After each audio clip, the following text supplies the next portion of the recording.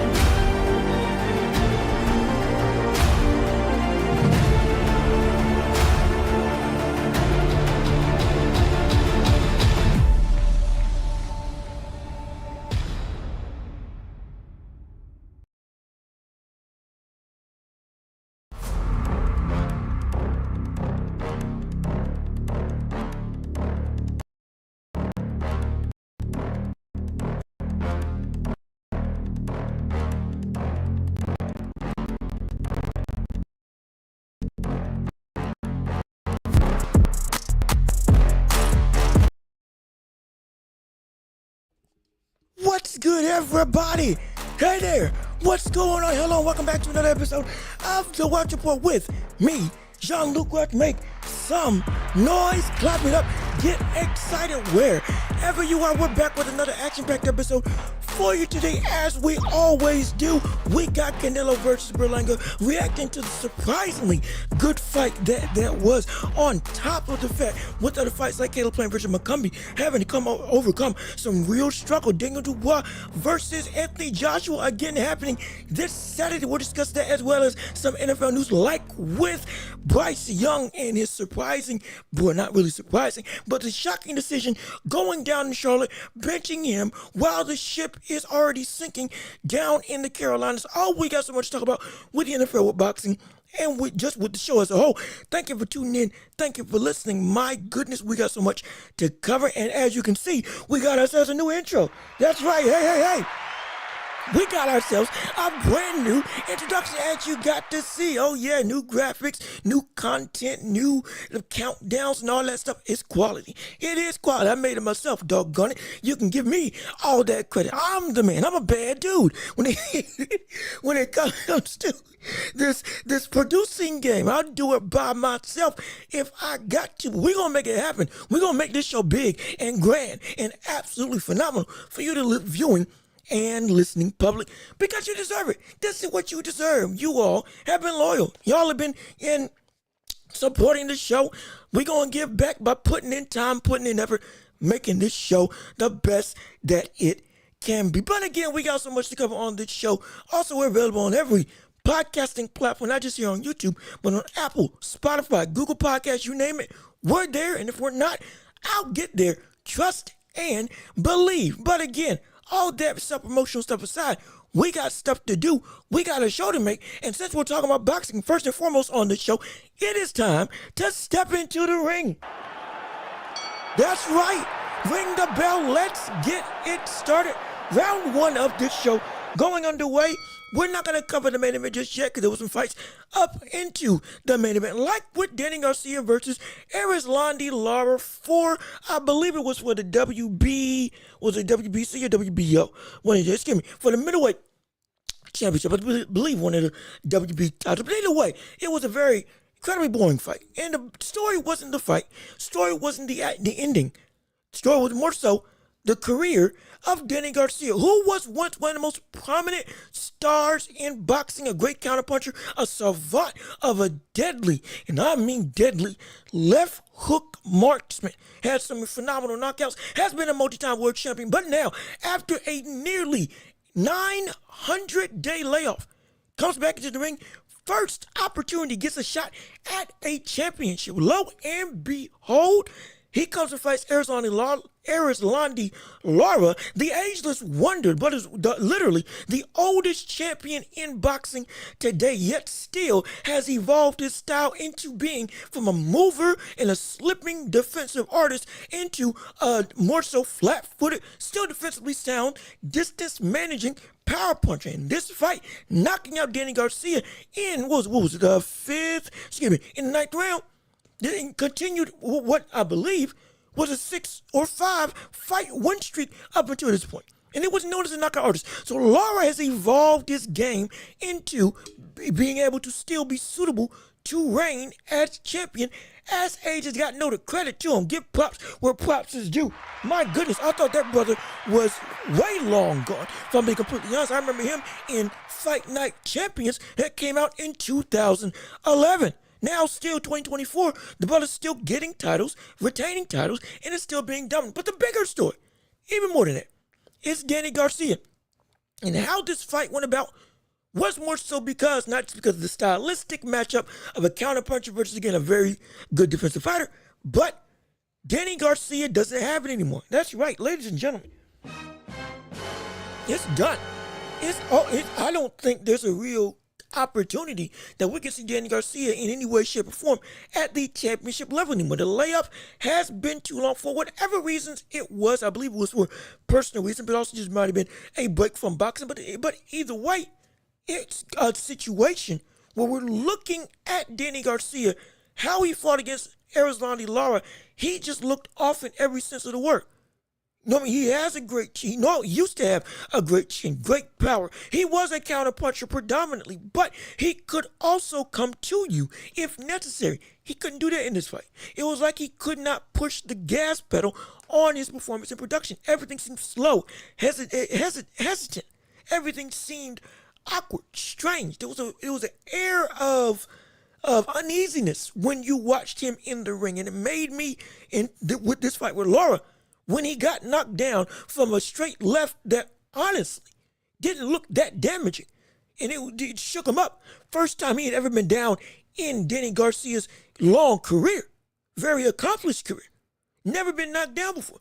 This was the fight. And that was the shot that did it. With the wars you've been in, with the amount of punishment you've taken and given out, and the matchups that you have faced in their prime, this is the punch that gets you out of there. Essentially, I'm not going to say grazing, but a flush left hook that looked like it didn't really land. While it landed flush on the face, didn't look really impactful. Yet what happened. And took a knee, was wobbled and shaken. Ended the round. I believe his father, who's his trainer, stopped the fight. Understandably so. Because we're looking at a career that has been incredibly long. Very much a no-quit fighter for what Danny Garcia was. He's been a man who's fought everybody. He's been, again, multi-time champion. Was one of the faces of the division. Has moved up multiple weight classes up until middleweight and has been on a tear. Has been in wars. Has been a fan-favorite fighter who has never ducked smoke. Now, everything might have caught to him. The 2-year gap may have been the thing that hey, without that consistency now, you don't got it anymore. That's really what we're looking at. And it's a shame because I've been waiting to see when Danny Garcia would come back. And I almost forgot he was back on this card. If I'm being completely honest. Because it was almost under the radar. It was like, oh my gosh, shock and awe. The surprise of it all was incredible. Absolutely insane. Now that we're at this situation, it's a very concerning prospect as to the career of Danny Garcia. What will it be and how will it move forward? Because there's no way he's in a championship opportunity. None. There's no way he gets back into a championship caliber opportunity with this loss, especially with how the fight went. It's going to be a very tall order, an incredibly tall task to be able to go and see exactly, if at all, if he can compete at an elite level. Because this was, again, a champion, the champion. Not undisputed champion, you get what I'm saying. One of the more notarized and more adaptable names in boxing in Arizona Lara, and he put on a terrible performance. It was a horrible performance. If anything, it was Lara, even though there wasn't much action in the fight. It was Lara bringing about said action in the fight. It really was. And Danny just looked complacent. Again, hesitant and just uncomfortable all around. So I don't know where Danny Garcia goes. I really don't. Can he come back? I hope he is able to rejuvenate his career, come back in full force and make himself better. Get back to a semblance of the old Danny Garcia. Would love to see that. Absolutely. Will we see that, however? I'm not really sure. I really don't know. Because I don't know, it's a proposition that we're looking at Danny Garcia as maybe one more fight just to secure the money. And it's open to the sunset. Because if he puts on another performance like this against, let alone a very much less comparable name, or at least a less recognized name, a lesser talent than Lara, we'll have a problem. We will have a major problem on our hands. I think it's time to look at the end of Danny Garcia's career as at least on the horizon, based on this performance. Because I don't know if he's got it anymore. I really don't know if he's got it anymore. Time may have just caught up with him. Genuinely. That may be what has happened. But again, we still got more to cover on the show, like with I believe it was the co-main event on the night. McCombie versus Caleb Plant in a fight that was incredibly fun. So much action. There was a lot of drama, and we got to see another, I'm not going to say an evolution, But we got to see a side of Caleb Plant that we needed to see from him for his career. Not because he isn't accomplished, not because he wasn't a great champion, but I believe now is an interim titleist at super middleweight. But with the last couple of elite fighters that he's gone up against, David Benavidez, Canelo, got knocked out or got bludgeoned and beat up. The power was just too much for him. However, with this fight, we saw him adapt and overcome. Take what he learned from the inside fighting and the demolition jobs of David Benavidez and the slow destruction from Canelo Alvarez and adapt it. And with McCombie, who was a strong, physical, powerful puncher, who again, if we're being completely honest, we're breaking down the fight. While Plant was winning in terms of boxing and he could outbox McCombie, it was only for so long. Once McCombie got on the inside and used this awkward, less technical, kind of swarming, just unrefined style to just bulldoze his way in, next thing you know, my gosh, Caleb Plant got knocked down in round 3. Well, it was either round 2 or 3 early in the fight. We saw McCombie land with a shot on Caleb Plant that had him slump to the ground.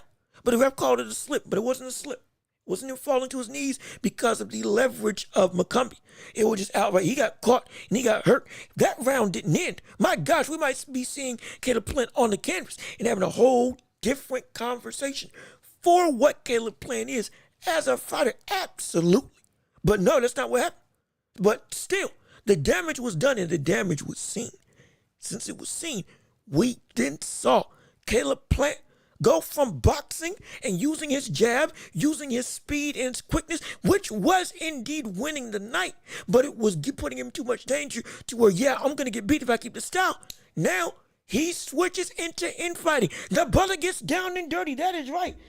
This man goes for broke and absolutely, he gets to squabbling on the inside. Forget slipping, get moving, forget trying to be fancy. Use your speed, yes, but now use your knowledge and technical ability at a different range. And for Caleb Plant, that was getting on the inside, framing and pot shotting. Not necessarily pot shotting, but framing and then precise shot picking. That's what Caleb Plant did. He went about and did the best thing you could do in a fight, or in this fight, which was he adapted. He took away the outside forward momentum and leverage that McCombie was able to have for the majority of his success in the ring. The thing that got him hurt with him letting McCombie act first, he acted first instead of McCombie after rounds, 4? After rounds 4. Because you also got to understand, in round 4, McCombie knocked Plant down, this time for real. And this time, ironically enough, it was a block shot to the body that still, just through sheer forward momentum, threw the brother off and took him out of there. Or at least put him on the ground. It was another body shot that literally flung Caleb Plant across the ring, into the ropes and into the corner. It was ridiculous and insane.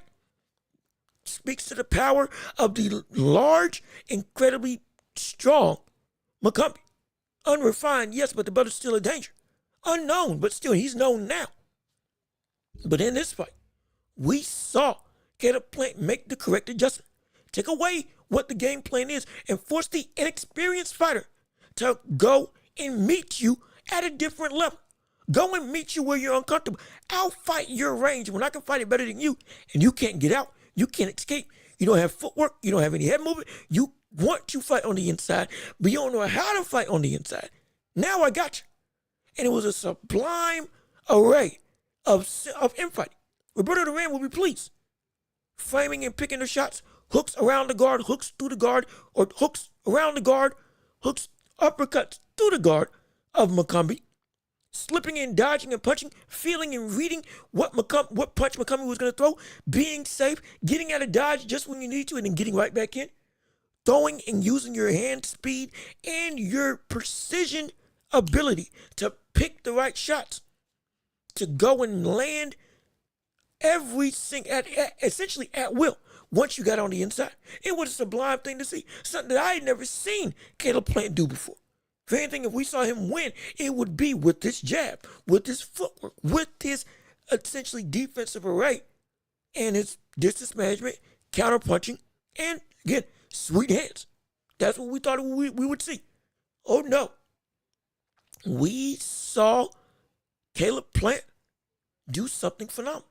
We saw him overcome adversity, take what he learned from Canelo, from David Benavidez, apply it now, and into a situation where another big, strong opponent who is incredibly dangerous, who is hurting you, how are you going to mitigate that fighter power? Force him into a domain that he just can't fight it, even though he wants to fight as an infighter. That's where he said he was comfortable in terms of McCombie. But now you're comfortable there. But you don't know how to actually abide there. All you know is just sitting and surviving. Or rather sitting and throwing big shots. Not the refinement of the inside game. Caleb Plant showed you just that. Phenomenal job. Interim champion. Now has the opportunity to become a real or become the world champion. Not the regular title, but the super title at the super middleweight division. Has the opportunity to claim that, and then bing, bang, boom. You are back on top, potentially. Maybe get a rematch with Canelo if you keep on holding the titles. Whatever the case may be, we saw a Caleb Plant that can fight. That's what we want. A Caleb Plant that can fight back. A Caleb Plant that can show that he's not, at least not, when I say not the same, he's not the same fighter in terms of I'ma just keep on fighting it out. And even if I lose, I'll go out on my shield. He's done that multiple times. But in terms of I'm not going to lose again, I'm going to adapt and overcome. That's what we hadn't seen at the elite level when he faced off against Benavidez and Canelo. Now against McCombie, yes, he should have beat him. It should have been handedly, but it wasn't. It was an incredibly tough affair. Still, when it looked like stuff was going to turn vastly out of control for him, roped it back in. Uses professionalism, uses experience, uses better boxing IQ to turn the fight into his favor, ending in a KO. And ending in a situation where, hey, I'm back. I'm back. Redemption. The road back to a title starts now. That's what we're seeing for Caleb Plant. Couldn't be more happy for him. And now, with all that being said, time to cover the main event of the night. Yes, indeed, Canelo versus Canelo versus Edgar Berlanga. And it was a fight that I predicted was going to be an early round KO. It would be a situation where he ends the fight in, hey, I said 5 rounds. If anything, a couple people said under 3. That's what they were saying. That's what I was predicting. There was no way in the world that Edgar Berlanga had any form of talent that could put Canelo in any shape or form of risk and or adversity. It would be a clean sweep and outright whitewash in a knockout. Well, the whitewashing was true, but the knockout didn't happen. And if anything, the competitive nature of said fight was completely different than what I ever expected to happen. This was an actual competitive affair, which boggled my mind, shocked me to no end. Also, for those tuning in, hello and welcome to another episode of the Welch Report with me, Jean-Luc Welch, on this YouTube platform, available everywhere, on every podcasting platform, absolutely. But we're talking about Canelo Alvarez versus Edgar Berlanga. Excuse me, I don't know why I flaked on the name. But when it comes to that fight, Berlanga somehow, some way, showed some heart, showed some grit, showed some determination, showed an elevated level of actual boxing acumen that nobody thought he had in any way, shape, or form. This was supposed to be just a knockout party for Canelo, and it turned into an actual coming out party for Edgar Berlanga, which is insane. It's insane to see. And again, I had Canelo winning on every single scorecard. That didn't change. No, that didn't change at all. He still, until the Canelo, still dominated the fight outright for the entirety of the event, the entirety of the affair. But it was the fight by Berlanga, and the more, we'll say, the more staunch pushback we weren't expecting at all. And one, the biggest thing that was so apparent I thought he was going to be weight drained coming into the fight to Edgar Berlanga. But he gained 25 pounds in one night. Came in reportedly at 190 on the night of the fight. Looked absolutely huge up against Canelo Alvarez. He is a big kid. That is a big man. That's a large human being at super middleweight. Good gosh. Fighting at 175 seems like a better usage of his size. But he looked ginormous against Canelo. And his speed was deceptively good. He had a lot of things that were actually deceptively good about Berlanga. We saw in Berlanga, if we're being perfectly honest, this is his best fight to date. This is his best fight of his career. Again, it was a dominating display by Canelo. But it was Berlanga's best fight outright that he's ever had. Elevated his game to a level that I didn't think was possible. Reached a height in its skill set that I thought was never going to be anywhere approachable when it came to the ability of Edgar Berlanga. Used his jab finally, consistently, more than I've ever seen him in his career, and better than I've ever seen him in his career. Was knocking the head back of Canelo when his jab was landing. He was better defensively. This was the best defensive performance that I had seen from Edgar Berlanga, even better than the McCrory fight that we saw before this fight with Canelo. Absolutely it was. Again, Canelo still dominated every round. But in terms of what we saw Berlanga do, we have to give props where props is due. And mind you, third round, got knocked down, was being pressured by Canelo, was getting caught by Canelo, got knocked down in the third round with a clean left hook right when you brought your guard down. And he got up. I thought I was going to spell the beginning of the end. But he got up, and not only that, showed great chin and heart for the rest of the round and for the rest of the fight. For the rest of that fight, took great shots and then kept on moving, kept on pushing, kept on clicking. Incredible. In terms of what the expectation was for somebody like an Edgar Berlanga. Nobody thought that was going to happen. Nobody. Nobody whatsoever.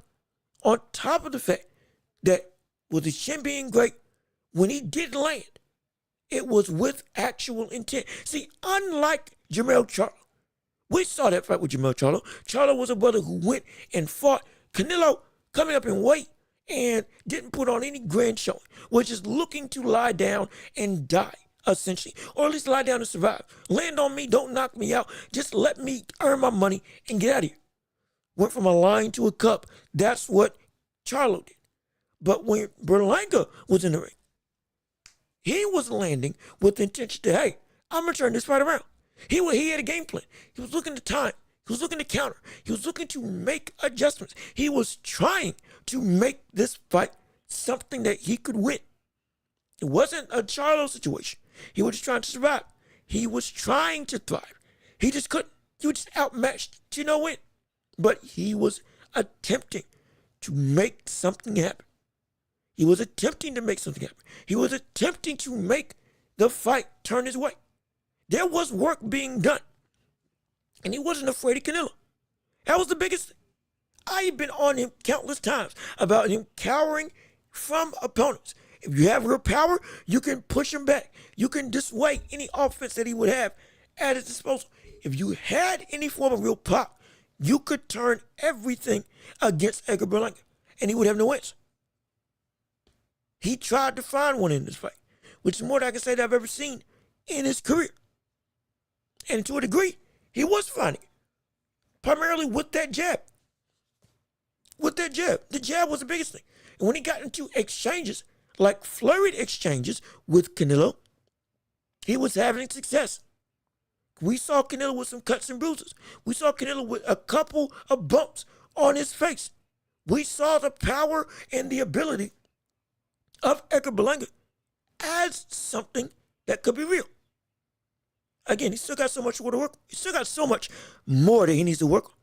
Absolutely. He still puts himself in the corner when he doesn't need to. He still gives up ground subconsciously when he's being pressured. Still doesn't have the footwork to get out the ropes and will walk away instead of one, staying off the ropes in the first place. And then two, being able to quickly change direction and get out of dodge when necessary. He doesn't have that. He just doesn't. Can he? Absolutely. Does he? No, he doesn't. But he can get there. When it comes to working on the inside, he got outworked, yes. He had flurries of success, and he could have done more. He could have. But again, experience.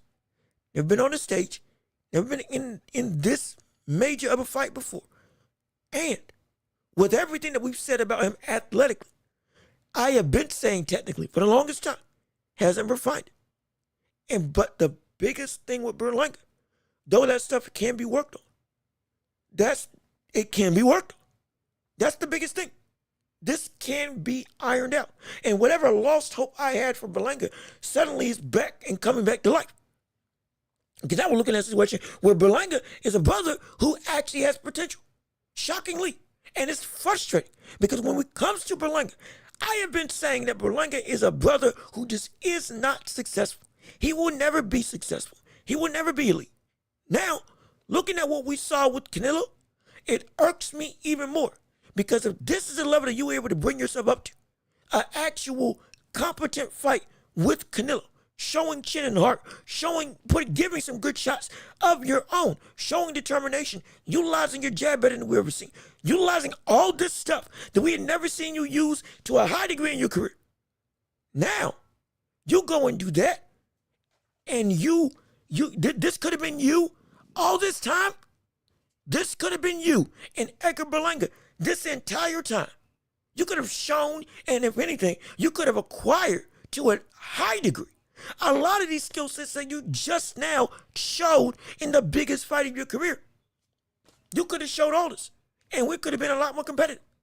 This fight, if he had taken his technical ability seriously, if he had been willing to get in the gym and do the requisite work to turn himself into a real contender that the hype at that point in time was looking to push him to be, this fight with Canelo could have been so much more competitive. Could have been so much more that we could have seen in this fight. This could have been a great fight. This could have been, oh my gosh, this was a surprisingly fun affair into Berlanga. My gosh, this was a war. This was an outright war. That's what it could have been. Potentially, if we saw Berlanga take up these skills, refine his jab, be able to be better defensively, all the stuff that he showed to a high degree in this fight. Could have had that before. Could have had that before. But we didn't. But we don't. Because Berlanga didn't put in the work. Now that he didn't put in the work, he's just now getting the taste of stardom. He'll put in the work now. And if we ever see Canelo and Berlanga fight again, that would be incredibly entertaining. If we see the experience of Berlanga continue to get better and better and better. Now that you got in the ring with Canelo, now that you've seen what he can do, you saw there were pockets of success that you had. Oh, he'll come back if he's smart and elevate his game. Go through the ringer and fight people to help hone his skill set even more. Come back and try to get a shot at the title. Would love to see that in a potential rematch because there is potential there. But this, from the start, could have been something spectacular. Could have been something that was indeed special. And Berlanga could have had a lot more, not just cachet, not just nuance, but respect. And outright, the lopsidedness of this fight wouldn't have been nearly as lopsided as it turned out to be in terms of when it was announced. Everybody was saying there's no way Berlanga can have any form of success because he's a bump. I called him a bump. He was a bump up until tonight or up until last weekend. He was a bum up until last weekend. That's just the truth. This fight for Canelo was one of the worst fights of his career when it was announced. I'm not going to do revisionist history just because we saw Berlanga outperform what he was supposed to do. No, this was a bummy fight with a bummy fighter in terms of Berlanga, who had no experience, had no record, had no real ability, had not faced anybody of real note, and hadn't shown anything to anybody that he should be deserving in any way, shape, or form of a title opportunity. Now, with Canelo, goes above and beyond. Since he goes above and beyond, we say you could have had even more success if you had honed your skills earlier in your career. Put in the work earlier. Now, when you get to this big stage, with refined technical ability, better inside fighting, better footwork, understanding better of how to use your jab like you just now realized you could do on the night of Canelo, hey, this could have been competitive and fair. This could have been very competitive. And then again, in a rematch, if we see him do the right thing, could still be incredibly competitive if we see Berlanga fight Canelo again, which is, again, shocking to even say. Because I was calling Canelo a bum because he hadn't shown anything. Now, showed us more than we even could bargain for. More than we could even bargain for. And on the side of Canelo in this fight, hey, it was a Canelo-type performance. Walked and stalked, was aggressive, attacked the body, adapted to Berlanga in terms of when he started utilizing his jab later on. Okay, started adapting a little more and working a little more. It was great. And just a Canelo-esque performance. It's what we expected to happen. This is Canelo Alvarez, point blank period. But problem is, what we expected still happened in terms of the domination. But in terms of the outcome, that's where the problem lies. Because this was supposed to be a fight that he should have cleaned and knocked him out. Gotten Berlanga out of there. Gotten Berlanga gone. This should have been a KO. It should have. I'm being completely honest. As much as we praise the elevated nature of Berlanga in this fight, it should have been a knockout. This should have been done and over. Within 5 rounds, with the experience and the power that we know Canelo has. This should have been done. A cakewalk. That's what this should have been. But it wasn't. There was resistance. It went the distance when nobody expected it to go the distance at all. And we're looking at a Canelo, again, when he adapted late. Yes, he did. Even though he was successful. The adaptation of when the breadth of his offense came to fruition later after the fight, when we saw Berlanga having more success, the adaptation came late. The right hand, specifically, is the adaptation I'm talking about. Could have landed that right hand on Berlanga and really furthered the issue, not just of his offensive pressure, but more impactfully, could have pressed in closing the show with that straight right hand, but didn't use it until, rounds about 8 or 9, between rounds 7 or 9. More likely rounds 8 or 9, with how late the real big shot success that we saw Canelo having outside of the knockdown that he had earlier in the fight. We were seeing he adapted late, didn't knock out Berlanga, was getting hit with jabs from Berlanga all night long. Yes, he was. Regardless of what we want to say about the dominating performance, Berlanga's jab was landing on Canelo. It was giving him some trouble. It was popping his head back. It was getting through his guard. It was fast. It was quick. It was powerful. It was to some degree unpredictable. It was landing. It might not have been doing major damage, but it was having consistent success. That's what it was. That's the truth. That's the outright truth. It was having consistent success. On top of the fact that when it came to his essentially speed of Berlanga and adapting to the speed of Berlanga, still couldn't get that right timing consistently all night long. And it was just, as a whole, the performance that we saw from Canelo, even his defense, if we're completely honest, even the defense of Canelo wasn't as tight in terms of blocking and getting out the way and being essentially a stone wall with that high guard that could just plow through. Wasn't as tight as I've seen him in past fights. It just wasn't. It wasn't. We were, again, Berlanga's jab was his best weapon. And that jab was consistently getting through.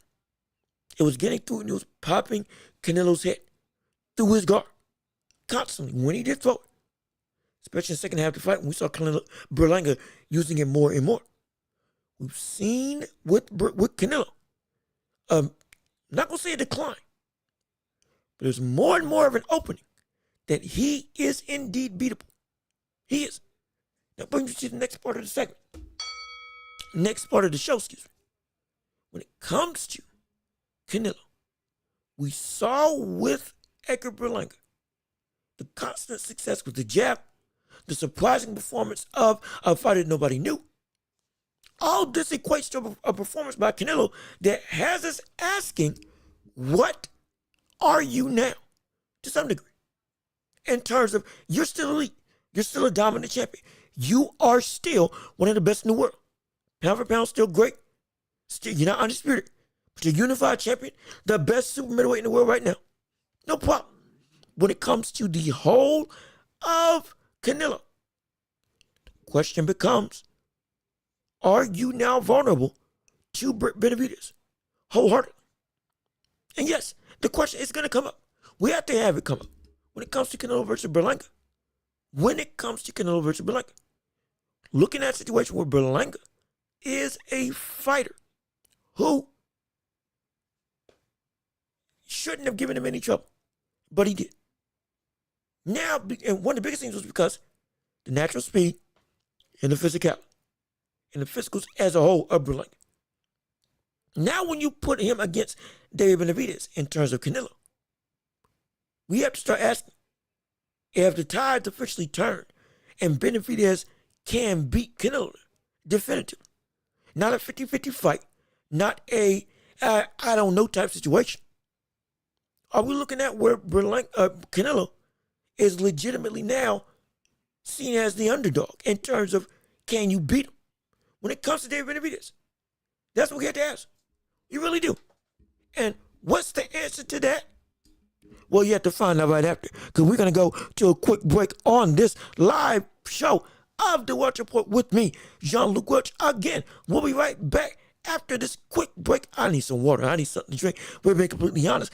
So we got title cards. Hey. But once we come back, we're going to answer whether or not David Benavidez is indeed should be seen as now the overdog on Canelo in terms of if that fight happens. Who should be favored in winning? As well as much more on the show. Don't go anywhere. Keep it locked. We'll be right back right here on the Welch Report with me, Jean-Luc Welch. Don't go anywhere.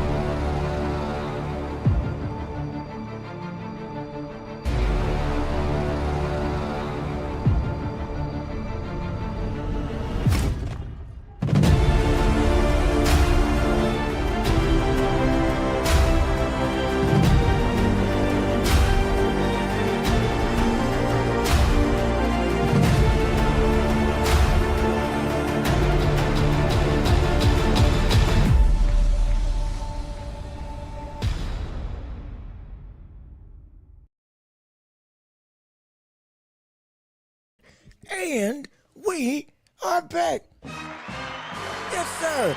Ladies and gentlemen, all the sounds all over. That's right. Welcome back to the second half of Untouchable with me, Jean-Luc Welch. As I said, we got so much to cover on this show. I already talked about Canelo and Berlanga, the surprising performance that Berlanga showed in his fight with Canelo. But now on the side of Canelo, we are all asking, what does this mean for David Benavidez? Should we now see David Benavidez as the overdog for Canelo versus Benavidez if that fight does happen? And the reason why I say that is because of the struggles that we saw with Canelo against Berlanga. Again, dominating performance. However, looking at Canelo in this fight, it seems there was an air of beatability. That's what I'll say. Again, maybe I'm on the minority in the situation. It felt like if this was David Benavidez in that fight, as much as Canelo looked like Canelo, we would see a lot more success. I really do. I really believed it. And it's because when we're looking at David and Berlanga, or David and Canelo, Canelo is the biggest thing about why he has said that he won't fight Benavidez, not even at 175, is because of the fact that he's saying he's just too big. He's outright too big for the division. He's fighting 20 pounds heavier. There's no way I can fight somebody like that. No. Canelo's words, not mine. But like I said at the start of the breakdown of Berlanga versus Canelo, Berlanga came into the fight 195, reportedly. Night of the fight, stepping into the ring, was in 195, nearly 200, reportedly. And he looked like that in the ring in terms of just outright sheer muscle mass and out in size as a whole. So since that's the case, like, what, you can't tell me that Benavidez isn't viable. And right now he's competing at 175. And we've seen him come into fights at 182, 183. Understandable. But again, with rehydration.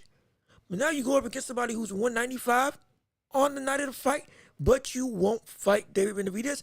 That's a problem. It's a problem. It's always going to be a problem. There's never not going to be a problem when we're looking at the legacy of fighters and the competition that they face. Yes, some people are already giving up hope on Benavidez versus Canelo, but that shouldn't be the case.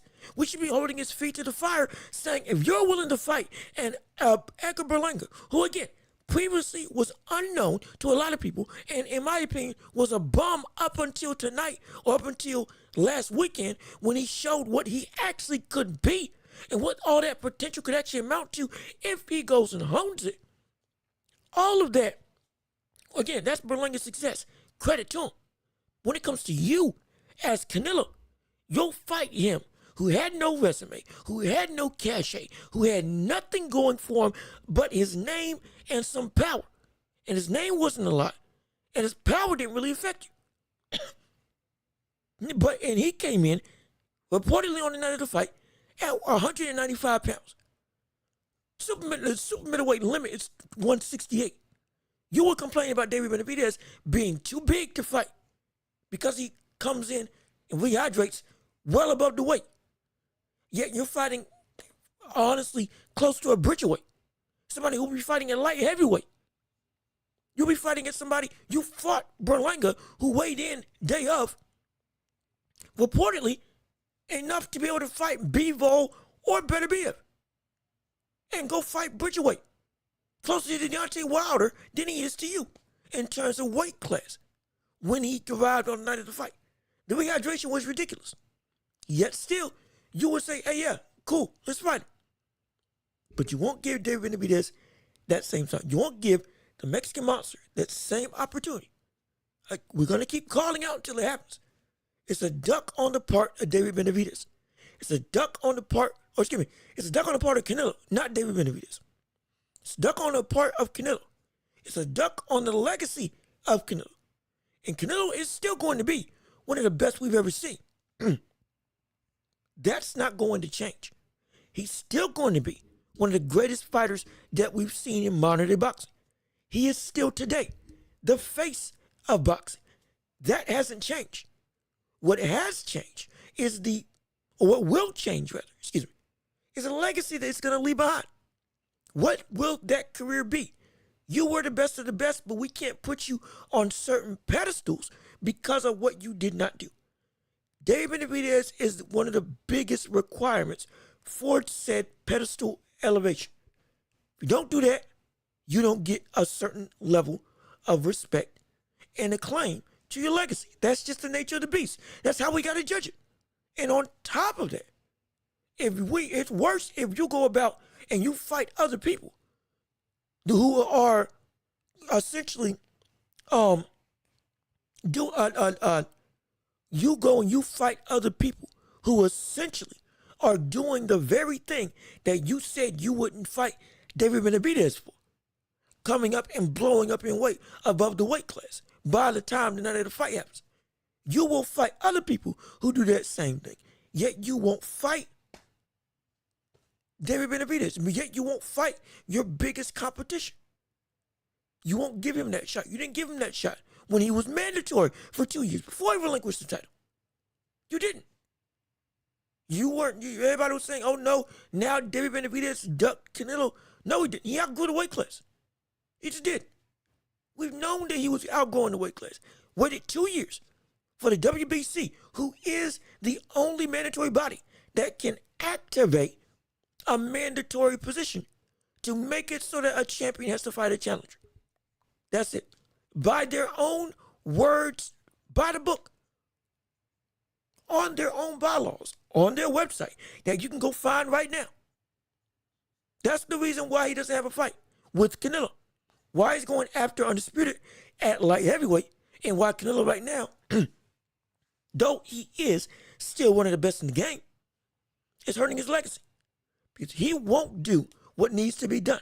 And if anything, he'll give caveats to other people for doing the very thing that he doesn't want to happen with his mega fights, like with David Benavidez, but for a perceived bum like Edgar Berlanga, that's whatever. It's ridiculous and stupid. Crying shame on the legacy of Canelo. It just is. We hate that this is happening. But the fact that it is happening makes us have to sit down and really look at the landscape of boxing. Make sure that we put our feet to the fire as to what exactly needs to be done. Force Canelo to feel the pressure of fans. Force him to feel like his legacy is in jeopardy. Force him to feel like his career is not enough. That's what we got to do. You have nothing to prove. The only reason why he's saying that is because we're all agreeing with it. That's it. His legacy is set in stone. But to continue it, you still got to do work. And you can do whatever you want.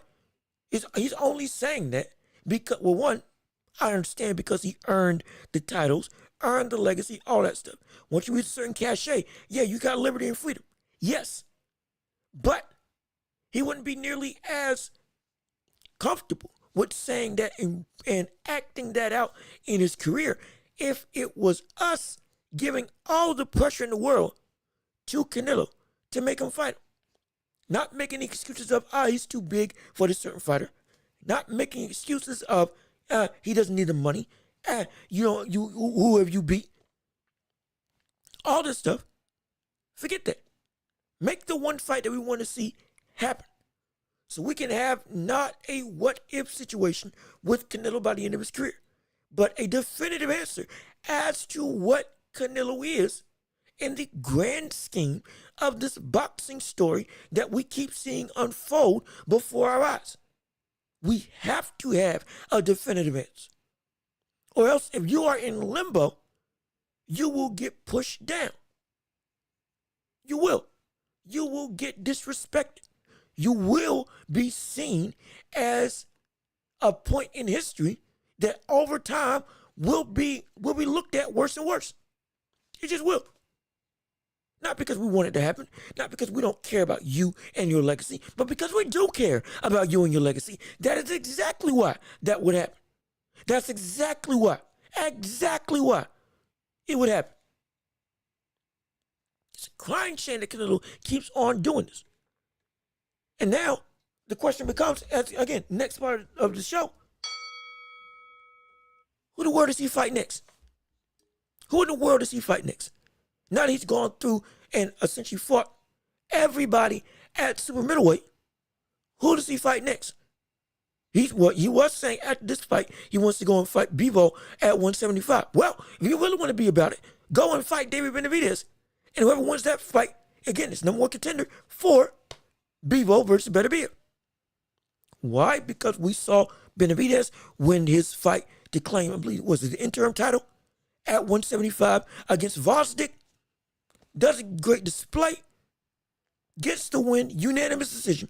Now is in line to fight the winner of Bivol versus Benavidez. Most likely that fight is going to happen. He's also saying he's going to take another fight in November, reportedly around the 23rd, reportedly at 175. Or not reportedly, excuse me. He's at 175, my apologies. Reportedly on the same card as Gervonta Davis, like they did earlier this year, when him and David Benavidez, in terms of Tank and David Benavidez, fought on the same card as a co-headline. It was great. It was phenomenal. Loved it. Got to see Frank Martin get knocked out by Tank, and then got to see Benavidez, how would he look at 175. Looking to do that same thing again on another fight card later on this year. If that does happen, great. We're going to cover it, absolutely. But the point still stands. If you are saying you want to fight Bivol, well, you ain't earned the right to fight Bivol yet because you lost to him already. The only reason why you would get to fight him again in your home turf would be because he came back down to 165 to take your titles, like he initially said he wanted to do, after you came up to his domain and you lost. Unanimously lost. Now, you want another shot at a title? You want another shot at Bivol? You want another shot at potentially redemption and glory and putting your name in the stratosphere of some of the greatest we've ever seen, even though it is already elevating your game, elevating your voice, elevating your respect in the boxing annals of history? You want that? And you want your revenge against Bivol? You got to go through David Benavidez now. It's kind of ironic. Now the tables are flipped. Now, stuff is turned. Now things have flip-flopped, absolutely. Oh, wow, wait a minute. Oh, we got comments. Keith C. Excuse me. What's up, brother? How you doing? Yes, indeed. Welcome to another episode of The Watchable with me, Jean-Luc Welch. Glad you could join us on this live show. We try to come here every Tuesday and Thursday, minimum every Thursday if we can make it happen. But the point still stands. We get a fun and exciting environment for boxing and all things sports, boxing, basketball, NFL, when we get to cover it, when we got time. Oh, yeah, indeed. We cover it all right here. What have you got to say? Yes, facts, definitely should fight Benavidez. Absolutely. He should fight. It should have happened already. If we're being completely honest, should have happened already that he already fought Benavidez. We should already have this answer. We should be having a trilogy type scenario like we saw with Canelo versus Gennady Golovkin. That's what should have already taken place. And also, if Canelo stays at 165 or 168, excuse me, he could fight Christian Mbili or William Skull. See, and you're right. Here's the thing. He could fight William Skull, and he could fight Christian Mbili. I watched Christian Mbili's last fight against a one-armed, what's his name? I forget his name. Ukrainian. I forget his name. But I watched the fight. He did dominate. Don't get me wrong. Absolutely. But what he showed, he can't beat him. He can't beat him. Christian Mbili wouldn't be able to beat Canelo if he went to fight him at 168. William Skull couldn't beat Canelo, even though William Skull wasn't mandatory, and then he didn't want to fight him. Hence why, in terms of Canelo didn't want to fight Skull, Hence why he vacated his belt, because the IBF was mandatory that fight. And then lo and behold, bing, bang, boom, no longer undisputed champion. And notice, again, Keith, you may not have been aware, we've had this whole debacle on this channel about David Benavidez and Canelo. It's a quick side glance before we get back onto the main road of the show. If you didn't know, we've been having this back and forth over the past couple of videos about Canelo and David Benavidez, who ducked who. I have been saying that Canelo ducked David. Reason being, because David was a mandatory for 2 years before he moved up to 175 and should have gotten the opportunity to fight Canelo. However, it never happened. And the reason being was because the mandatory never got, quote unquote, activated. Now, people were saying, coming back and forth with me, the fighter can activate the mandatory. But that is not true. For those of you new viewers who are listening, that is not true. The fighter earns the mandatory. You can go look at their own bylaws on the WBC website. The fighter does not activate the mandatory for their opportunity to fight. Again, if that was the case, Dillian White wouldn't have been a constant mandatory for eons before he finally got his title opportunity. Eons, for what felt like decades before he finally got his title opportunity. He was a mandatory for a long time. Jean would have already gotten a shot at fighting Usyk by now if he could just make his mandatory spot immediately like that. Give me my fight. It's not how it works. The WBC or the belt sanctioning bodies, whatever it may be, the WBC, WBF, WBC, WBO, WBA, IBF, the four major ones, they are the ones that are in charge of making the mandatory fights mandatory. In terms of, literally, they activate. Okay, champ, you got to fight XYZ. It's what the IBF did to Canelo. Canelo didn't want to do it. IBF strips him because you didn't do what you're supposed to do and defend your mandatory when called upon. Plain and simple. They can make exceptions for a fighter.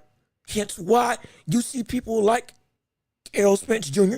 could hold on to his IBF title, never fight his mandatory for that title, and then all of a sudden, when Spence gets beat by Crawford, the IBF immediately, after not doing anything with Spence in terms of requiring him to do mandatories, go and make Crawford have to fight an immediate IBF mandatory when he was already contracted at that point in time that there was going to be a rematch with Errol Spence. Hence, he couldn't uphold his end of the bargain at that point in time when the contract was still valid.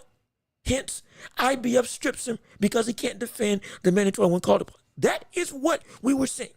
And with Benavidez, he was mandatory for 2 years. Deserved the title opportunity. WBC and Suleiman never actively told Canelo, you must fight David now. After he told his team he was going to give him a promise. And by the time they actually did it, Benavidez had outgrown the division, was moving up to 175, already had his eye on light heavyweight, and the undisputed title there. And it's a situation where, brother, y'all messed up somebody who was continually fighting and continually being successful. One of your biggest cash cows, would have been one of the biggest fights of the year. Could have led into a trilogy of fights. And you let that go because you wanted to support your cash cow and Canelo. Like I said before, if you earn a level of status, you deserve a level of leeway because you are the man. Canelo has earned it. Yes, he's earned the right to do what he wants. It doesn't mean that it makes it right. It also doesn't mean that the people backing him aren't wrong either. They're wrong. Hence, why this whole debacle that we're talking about now, when it comes to who ducked who, is Benavidez a duck? Why didn't he take the mandatory? No, there's a plethora of reasons why he didn't take that mandatory. Because by the time he got it, he could not make that division comfortably. Now the tables are flipped. If he doesn't fight Christian and Billy, like you suggested, Keith, if he doesn't fight William Skull, which I highly doubt he'll fight, because Skull, in terms of from a business sense, brings no talent and or resume to make this applicable in a smart business decision. The only thing he can do is go up to 175 and look to fight Bivol. Hence, Benavidez is the guy, the only guy that you had to go through to get a shot at Bivol. There's no skipping the line now. There's none of that. Make it, you got to make it, we got to make it happen. We got to tussle. Either you're going to fight Benavidez when he's undisputed, if he wins undisputed versus the winner of Bivol versus Beterbiev, or you fight him to take his spot for an undisputed title shot of Bivol versus Beterbiev.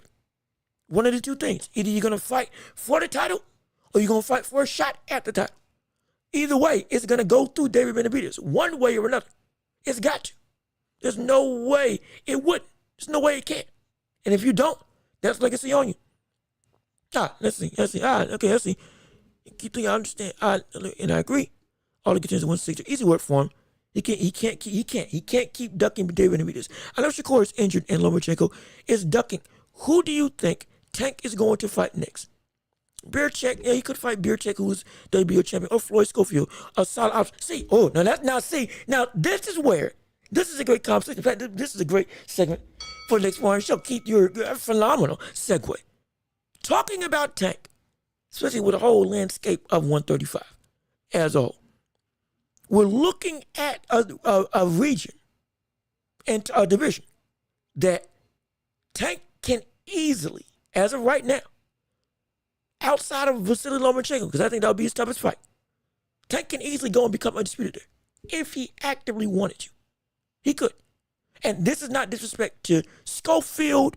This is not disrespect to, I think Abdullah Mason may be in that division. I'm not entirely sure if he's at 130 or 135, one or two. Maybe he might even be lighter in weight, but either way, in terms the Schofield, Shakur, Lomachenko weight class of 135. If Abdullah Mason's in there, great. If not, pardon my ignorance. But still, he could go and fight Schofield. But will he? I don't think so.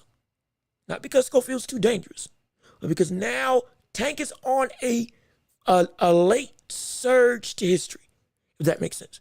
We have been talking about Tank Davis as a brother who hadn't been taking quality fights continually. After Pedraza, after Santa Cruz, it was a situation where, okay, brother, you had at 135, you had Vasily, who was fighting actively. You had Devin Haney, who was undisputed. You had Ryan Garcia, and respectfully, you fought Ryan Garcia, absolutely.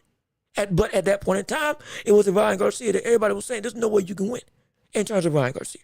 There's no way that Ryan Garcia could beat him. Vastly under the talent pool. And immediate championship contender. Now, he goes and he beats Frank Martin. Boom. Changes up the landscape now. Now he's earned himself, in my opinion, as a top 10 fighter. Because he hadn't done that previously because of the lack of legitimate bodies on his resume that were, hey, quality. It wasn't like that. Again, respect to Hector Garcia. Nowhere close to the type of talent that he should be fighting at this stage in his career. Hence, taking up now that he's looking to fight for championships now. Because he's already said he doesn't want to fight in the sport for long. Go look at interviews in the past. Already said he doesn't want to fight boxing till like 35, 36. He wants to end it relatively early in his prime, if that makes sense. So he's on a fast track for titles. So he would fight most likely Beerchek, if I'm saying his name right. But he would fight the WBO champ, most likely. And then afterwards, when Vasily Lomachenko comes back, then go fight Vasily Lomachenko. Because at one point in time, Floyd was literally keeping Tank from fighting Vasily when Vasily was the best and at the top of 135. Dominating as the pound for pound best in the world at that point in time. Absolutely. But once Tank got out from under Floyd, had the freedom to go and fight whoever he wanted, now with his own control, still went about picking fights that were not of his now perceived competitive level. And this is not disrespecting, he fought Barrios. He's fought at 140 before. He has. I'm not saying he hasn't fought good names. I'm saying, similar to what we see with Canelo now, you did great work and then you stopped. Doing great work doesn't negate what's been done. You did it. You beat the people you beat. You knocked out Leo Santa Cruz. You knocked out Pedraza. You knocked out Gamboa. You knocked out Mario Barrios. You did all that. You got titles. You did exactly what you needed to do. However, afterwards, it was an up and down roller coaster of just absolute questionable fight picks. Honestly, buffoonery. If I'm gonna be completely honest, look, we keep it real. It was buffoonery. It was outright ridiculousness. What do you mean to tell me that you have the some of the biggest names in one of the most stacked divisions in the sport, and you are still not opting to go after anybody at that point in time? Ridiculous. You got to make a move. Now, there's later in his career, getting closer to that retirement age that he was talking about in terms of when he wanted to leave the sport. Schofield most likely won't get a shot unless he gets an immediate title opportunity, or unless it's a situation where winner of that gets a shot at whoever. But with Tank's power and ability to draw and the back end that he most likely will get from sanctioning bodies, there's no need to go fight somebody who's a prospect when you can just say, yo, give me a title fight. And then boom, the champ will take it because he's going to make more money most likely than he's made in his career. The sanctioning bodies will take it because, hey, we're making money and you're a big draw, so we'll make even more money. And the fans will say, great, finally, Tank's fighting for a title. Everything will push you, yeah. Go for the WBO belt. I'm hoping he does. I'm hoping it, because I believe he's already the WBA champion, because it was given to him by the WBA. And some will call it an email champion, but the chips fell where they may. But he's already a champion. Become a double champion. Then go to look for undisputed. If you don't do that, go up to 140. If you don't do that, go up to 140. Because if Shakur ain't going to be back to potentially next year, Ryan Garcia is gone at the 140. What looks like a revamped Ryan Garcia. It's not at 140. Drugs and stuff, whatever the case may be. If we see him return next year and still look the same, then we can concretely say a revamped Ryan Garcia is back at 140. Teofimo Lopez is at 140. Most of the big hitters are at 140. Sabril Matias, even though he got beat, is no longer a champion. He's at 140. Dangerous fighter. Isak Cruz won the champion, knocked out Roller Romero, got beat by Valenzuela. He's at 140. Valenzuela, who's a champion, he's at 140. Everybody of any reputable name is at 140 right now. So if you don't go for a title now at 135, that's a problem. That's a real problem. I expect you to go fight for a title at this stage in your career right now. It's expected. And plus, you are the WBA champion. If I have my belt rankings correctly, you are the WBA champion. Hence, there's no reason for you not to be able to say, give me a unification fight. Now, there's none. None whatsoever.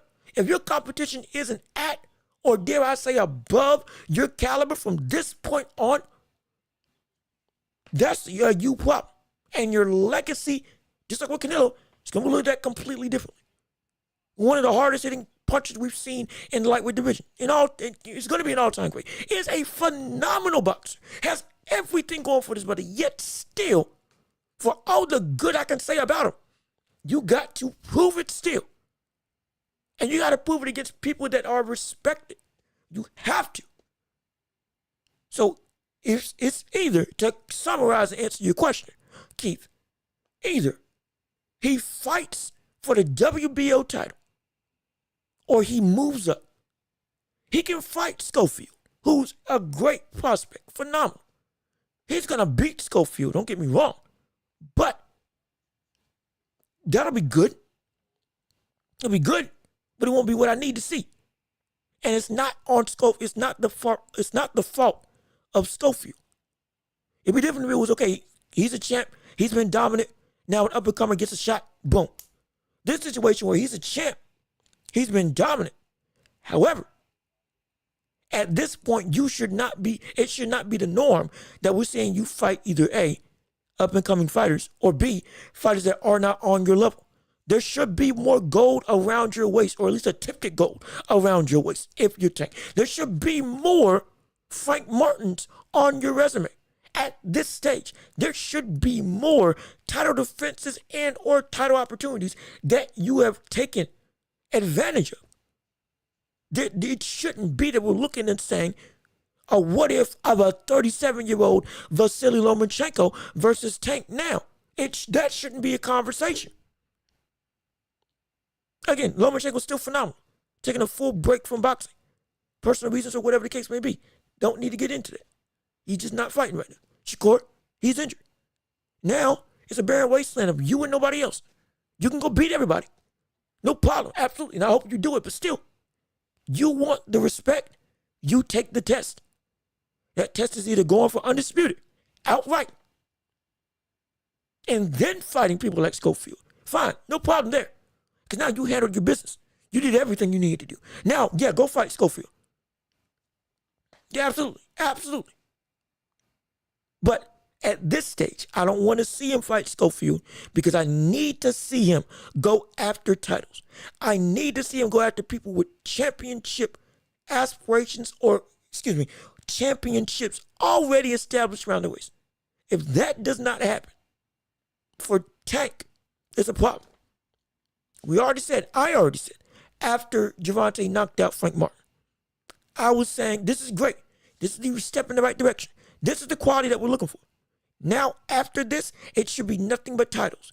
Nothing but titles and moving up. If you don't do that, it's going to be a hindrance on how I'm going to view you. How many people will view you as a talent, as a boxer. Not because your talent isn't up to par, but because your inability to consistently do the work that you're supposed to do. It's a problem. It's a major problem. Major problem. And I hate the fact that we're looking at Tank and saying that, yo, you need to do more. We should be saying that Tank has already done enough. But he hasn't. It's the sad reality. He's got time. But stuff should have already been done by now. That sets you up for a lot bigger legacy. Not just of, oh, he's a knockout artist. Not just of, oh, he's so good. But now it's of, oh, man. The legacy that he leaves behind is laden in gold and greatness. Now, it's sprinkled with gold. And the greatness aspect starts early on the road. But then it kind of trails off at the end. It's a shame. Because that's not what Tank should be. It's not what he should be at all. Not what he should be at all when it comes to the boxing ability of Tank. It shouldn't be at all. Should not be in the slightest. But also, real quick, we got to cover some NFL news as we still got more stuff on this show, like with football and the Carolina Panthers. My gosh. Oh, Lord. This is that's all I can say. That's all I can say. Hey, look at this. We got some problems here. We got some problems here. As we transition into the NFL, the biggest news of the day, of the week, has been what's going on in Carolina. Now we see Bryce Young has been benched for next week for Andy Dalton by the coaching staff. With that being the case, now we didn't get to see the Panthers fully going into implode mode, fully going into outright travesty. The building is crumbling around the city of Charlotte, and they are not happy. I'm not happy. I'm a Carolina fan. This is terrible. This is horrible. We're looking at a situation where they lost to the Chargers. Panthers lost to the Chargers 26-3. They are indeed the worst football team in the NFL today. They're the worst team in football, outright. Last in nearly every category. Bryce Young specifically is last in every category. Completion percentage, yards, touchdowns, QBR, everything. He's last in every single major statistical category for a quarterback. On top of the fact, on Sunday, didn't get 84 yards passing. On top of the fact, Panthers didn't get 200 yards minimum for the game as a whole. The offense is putrid. The offense is horrible. The offense is terrible. They did not cross the 50-yard line on any drive that they were on. They didn't cross the 50-yard line for the entire game. They could not make it halfway up the field for nearly 3 hours. That is abysmal. This team is last in nearly every facet. The organization is a mess.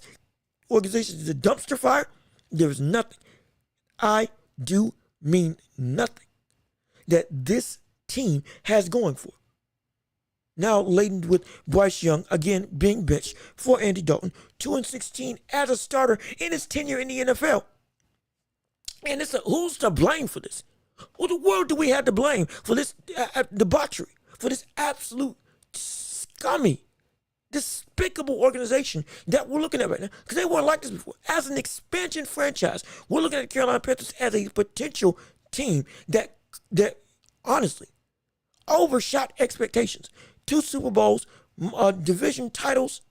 We've been to the playoffs multiple times. They have been a staple in the South as a legitimate team. We've had MVPs. We've had Hall of Famers. We've had, again, Cam Newton, Julius Peppers, one of the greatest defensive linemen in history, one of the greatest middle linebackers in history. In my opinion, top 3, Luke Kuechly. Career was taken too early by concussions and injuries. But still, we had a bunch of stuff.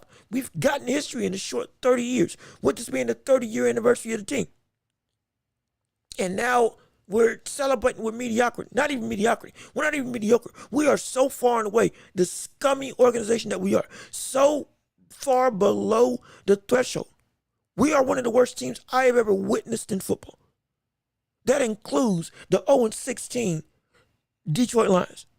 It includes the years of absolute buffoonery and utter,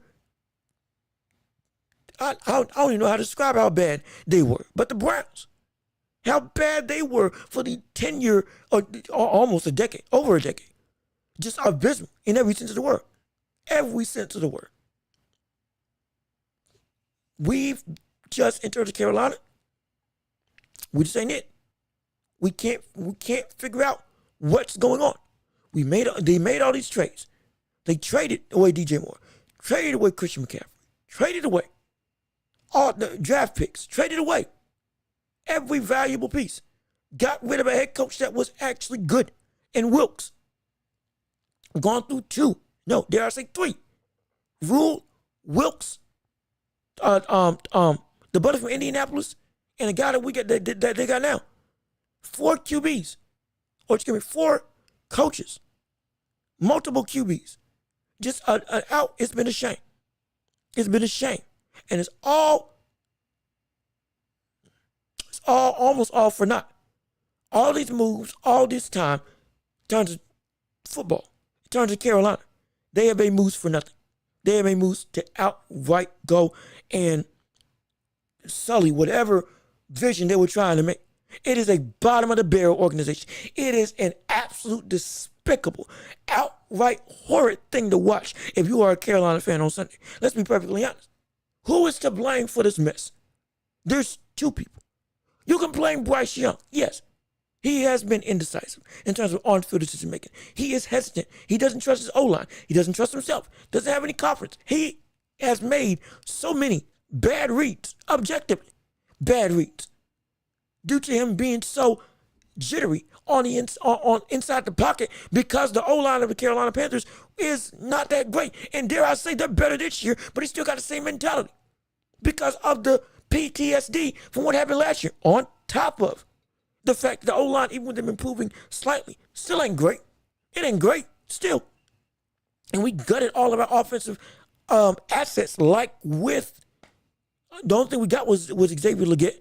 But again, got rid of Christian McCaffrey, signed Adam Thielen, who's old and can't get no separation. At least couldn't get it last year. Tight ends is running back. Again, we had a good dynamic 2-way running system under Steve Wilkes. After we let go of Christian McCaffrey, let that go. Now we got Chuba Hubbard. Chuba Hubbard didn't get 100 yards last game. And so it's a situation where we're looking at, by the way, J.K. Dobbins for the Chargers got 137, if I have my stats correctly. Had a career day. I mean, we had a record with LaDainian Tomlinson. It's insane. We look horrid. And Bryce Young is to blame for some of it, because he individually is not playing at the part. But the situation that he's in is all on the organization and David Tepper. That horrid, that outright despicable owner in David Tepper, the owner of the Carolina Panthers, has successfully ruined within, how long has he owned the team? 3-4 years, one of the biggest turnarounds of outright belligerent ignorance of how to actually run an organization. That's what we see with David Tepper. Arguably, we were just saying that Dan Snyder was the worst owner in sports. Was the worst owner in football at minimum, with him owning the Washington Commanders. Now, David Tepper, when we thought that, okay, we're out the clear, there's not going to be a clear number one consensus, David Tepper comes out of nowhere. Bing, bang, boom. 4 years, we're going to mess up everything. Outright. The decision to make to draft Bryce Young arguably wasn't even the team's decision. It was David Tepper's decision. Because what I'm reading and reporting, the team and staff, they wanted C.J. Stroud. And we see what C.J. Stroud's doing now as our number one draft pick. But we took Bryce Young. Understandable because of the year that he had. But Tepper wanted Young. Tepper gets Young. Now we see that we're young and absolutely restless because I can't sleep at night because of how bad this team is. We are so far and away hysterical to every squad that comes and rolls into Carolina. A game against the Panthers is as if you are taking a bye week. That's what it's like. You're off rhythm, you go play Carolina. You want to get back into your flow, you go play Carolina. You want to test new stuff out, go play Carolina. Because they're bad on all fronts. The only bright spots that we got are, I believe, Derek Little, D. Lyman, J.C. Horn. That's about it. And Xavier Leggett. Maybe Chuba Hubbard, but that's about it.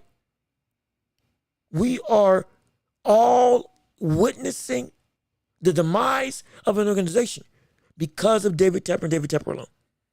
David Tepper is the one man that has made this whole organization horrid, putrid, stink, terrible, absolutely despicable, a stain on the National Football League. That's what Carolina is right now. Crying shame that we even got to this point, somehow, some way. And as much as Young has been playing bad, the Carolina Panthers, are the worst situation in football for any QB to come in. Because you're coming into a situation where there is, and I kid you not one reliable foundational piece that you can go to, that you can build around. You got Leggett, you got young people. That's it. They're just young, unproven. And you can't even utilize the young people that you have, like Leggett, because you have no time in the pocket, because your QB doesn't feel safe, because your QB is always scrambling. And then he's inaccurate. Everything's bad. Everything's just bad. And it's all on that bum of an owner, David Tepper. That's really what it boils down to. David Tepper. But again, Carolina Panthers aren't the only ones that are struggling. Cowboys right now lost to the Saints after they looked like they were going to dominate and take the league by storm. Next thing you know, Nola comes into the city. Saints run through Cowboys 44-19. Highest paid quarterback in the NFL right now in Dak Prescott puts up 19 points. Absolutely despicable. You want to talk about a concerning spot for Cowboys fans. Every year's the same thing. We're going to be great. Next thing you know, no, we're not. It's Alvin Kamara. 3 touchdowns, 15 yards. Snead had a touchdown. Everybody scored. It was easy work. Light work. I think Kamara had 4 touchdowns on the game. 3 rushing, 1 receiving. This is after they looked so dominant in week 1. Cowboys, you can't trust this team. As much as we want to say this is America's team, you can't trust them. You can't.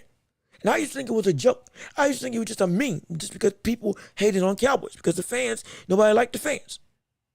But it's real. This is really a team that you cannot rely on regardless of any situation. Boggles my mind. It truly does. Because if this is what we're seeing after you have such a high caliber rollout of dominant play in week 1, now all of a sudden Derek Carr comes in and absolutely smokes you. Speaking of which, Derek Carr is looking like an early MVP candidate without him performing for these first 2 games of the year. What the world? You all have got to get it right. You have too much talent if you're the Cowboys not to be successful. You have too much at your disposal not to make something happen. as an organization. But lo and behold, same thing applies. Nothing happens. Nothing happens. It's always nothing happens every single year. It's a crying shame. And it makes no sense. You know, if you are on the Cowboys bandwagon, you might want to go in and hop off now because apparently nothing, and I do mean nothing, it's going for you. Nothing. Absolutely nothing. It's terrible. It's utterly horrible. Absolutely terrible. And finally, one of the biggest things of the year. Ravens lose to the Raiders. Now down 2-0 on the season, or excuse me, down 0-2 on the year. Haven't won a game. Surprising. With the acquisition of Derrick Henry and Lamar Jackson being the leader on that squad, I was expecting this team to be something spectacular. I was expecting this team to be one of the best teams in the league offensively, looking to gun for a title opportunity and get to the Super Bowl. I was confident. Now, 2 games in, it doesn't seem as potent as I thought it was going to be. The duo of Henry versus and Lamar. It seemed, it's like, maybe it'll take some more time. Maybe so. But the NFL season, it's not a long season. If I don't see some success from the Ravens by week 4, at least some level of, okay, yeah, they righted the ship. We're going to have some tough conversations. We really are. We're going to have some tough conversations about Lamar Jackson, about Derrick Henry, about the Ravens as a whole, about what moves need to be made, because moves that they made now potentially made them worse than they did make them better. It's concerning. It really is. Because let's be perfectly honest. It's the Raiders. Now, the Raiders, respect to them. They shouldn't have beaten Baltimore. This was an upset win. This should have been a game where Baltimore could go and really have their way, flourish as the duo of Lamar and Henry, from a perceptual standpoint, can. Yet when they don't, my gosh, major problem. Major problem indeed. We'll have to see what happens in week 3. And if that doesn't fix itself, oh boy. Talk about some real concern. But with all that being said, this has been another episode of The Watch Report with me, Jean-Luc Welch. Thank you very much for tuning in and watching and listening to the show again. We're going to be available on every podcasting platform imaginable, as well as right here on YouTube. We're going to try to post these and do lives like these all the time for every show, potentially. But I got to hear from you. What time would you like to post? What time do you normally listen? What content would you like to hear about? Oh yeah, send your responses, send your questions, send all of that. We'll answer, we'll have some fun and chat and all this stuff. Looking to make this show a grand thing that will take over the globe. Absolutely. It's all thanks to you and your support. We can make this happen. But thank you for tuning in and listening to The Watch Report. I've been Jean-Luc Welch. Y'all have been wonderful. Peace and love. We are out of here.